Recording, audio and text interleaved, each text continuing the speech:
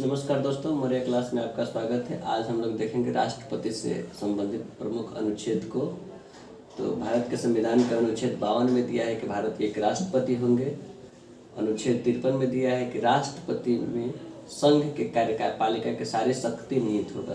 संघ मतलब राष्ट्रपति जो होता है वो सभी सेना के प्रमुख होता है। अनुच्छेद 54 में इसके निर्वाचक मंडल दे दिया है कि इसके निर्वाचन में कौन कौन भाग लेते हैं। तो इसके निर्वाचन में राज्यसभा, लोकसभा और सभी राज्य के विधानसभा के चुने गए सदस्य भाग लेते हैं।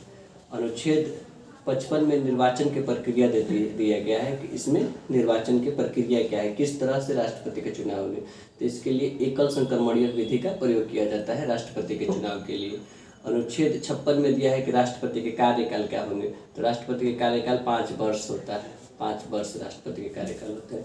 अनुच्छेद 57 में दिया है पुनर्निर्वाचन। पुनर्निर्वाचन मतलब किसी कारणवश अगर राष्ट्रपति का पद खाली हो जाता है, जैसे अचानक राष्ट्रपति का निधन हो गया या वो अपना त्याग पत्र दे दिया, महाभियोग द्वारा राष्ट्रपति का पद खाली हो गया, तो उस स्थिति में पुनर्निर्वाचन होगा। तो जैसे अलग संसद के चुनाव होता है कि जितने जो कार्यकाल बचा होता है उतने कार्यकाल के लिए पुनः चुना जाता है। जैसे 5 साल का चुनाव कार्यकाल होता है किसी भी संसद या उसमें 3 साल कर लिया और 2 साल बचा है तो अगला जो संसद चुने जाते हैं 2 साल के लिए। लेकिन राष्ट्रपति में ऐसा नहीं होता है। राष्ट्रपति हमेशा 5 साल के लिए चुने जाते हैं। जब से चुनाव होगा अगर जीत गए तो उसके 5 साल तक रहेंगे।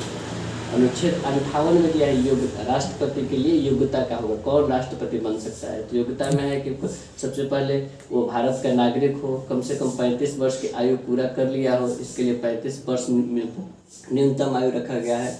और वो संसद बनने के योग्य हो। जो संसद बनने की योग्यता उसमें अगर होगी तो वो राष्ट्रपति बन सकता है। अयोग्यता है, अयोग्यता में है कि वो पागल ना हो, दिवालिया ना हो, भारत का नागरिक हो। ऐसे अगर ये किसी लाभ के पद पर ना हो, अगर लाभ के पद पर ही कोई रहेगा तो संसद राष्ट्रपति बनने के योग्य नहीं होगा।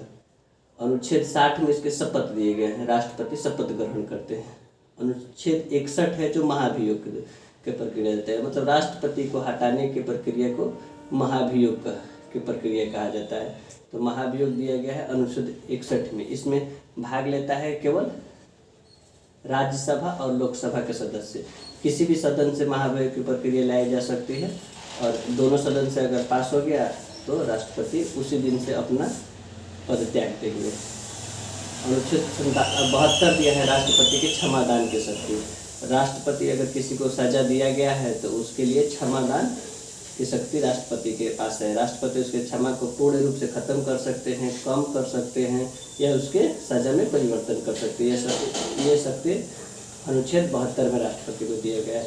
राष्ट्रपति अनुच्छेद 76 के तहत महान्यायवादी की नियुक्ति करता है। महान्यायवादी होता है भारत के मुख्य वकील, जो कानूनी सलाहकार होता है, कानूनी रूप से राष्ट्रपति को सलाह देता है, उसको महान्यायवादी कहते हैं। तो इसकी नियुक्ति राष्ट्रपति अनुच्छेद 76 के तहत करता है। अनुच्छेद 108 में दिया गया है संयुक्त अधिवेशन। अगर किसी भी चीज़ में बहस हो तो संयुक्त अधिवेशन बुलाने की शक्ति राष्ट्रपति के पास होती है। राष्ट्रपति लोकसभा और राज्यसभा को एक साथ बुला सकता है। अनुच्छेद 123 में अध्यादेश जारी करने की शक्ति दिया गया है, मतलब राष्ट्रपति किसी विषय पर अध्यादेश जारी कर सकता है, रिट बोलते हैं। और 155 में राष्ट्रपति राज्यपाल की नियुक्ति करता है। 155 अनुच्छेद के तहत किसी भी राज्य में राष्ट्रपति राज्यपाल की नियुक्ति कर सकता है। ये 352 में राष्ट्रपति का विट्टो पावर दिया गया है। राष्ट्रपति के पास 3 तरह के विट्टो पावर होता है। तो विट्टो पावर की जो शक्ति है वो राष्ट्रपति को अनुच्छेद 352 में दिया गया है। राष्ट्रपति को किसी राज्य पर राष्ट्रपति शासन लगाने की शक्ति है, मतलब अगर किसी राज्य में सही ढंग से नहीं चल रहा है या वहाँ वोटिंग हो और पूर्ण बहुमत किसी को न मिले, उस समय उस राज्य में राष्ट्रपति शासन लगाया जा सकता है। तो राष्ट्रपति शासन लगाने की शक्ति होता है अनुच्छेद 356 के तहत। और वित्तीय आपात, अगर कोई आपातकालीन शक्ति है वो राष्ट्रपति को 360 में है। किसी कारणवश भारत में अगर वित्तीय आपात लगाने की जरूरत पड़े तो इसलिए उस समय अनुच्छेद 360 के अंतर्गत राष्ट्रपति के पास शक्ति है कि भारत में वित्तीय आपात लगा सकता है। इस प्रकार हम लोग आज देखें भारत के राष्ट्रपति संबंधित प्रमुख अनुच्छेद को। अगर वीडियो अच्छी लगा हो तो लाइक और सब्सक्राइब करें, वीडियो को शेयर करें।